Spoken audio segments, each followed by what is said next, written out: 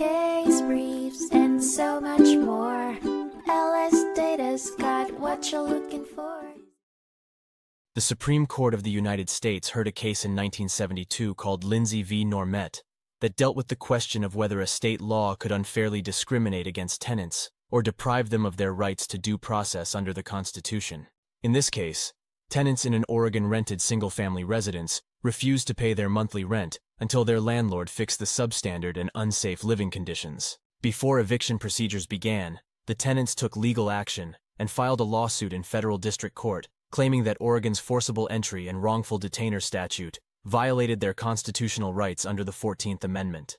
The tenants argued that the statute lacked due process and equal protection, but the Supreme Court ultimately found the Oregon forcible entry and wrongful detainer statute to be constitutional.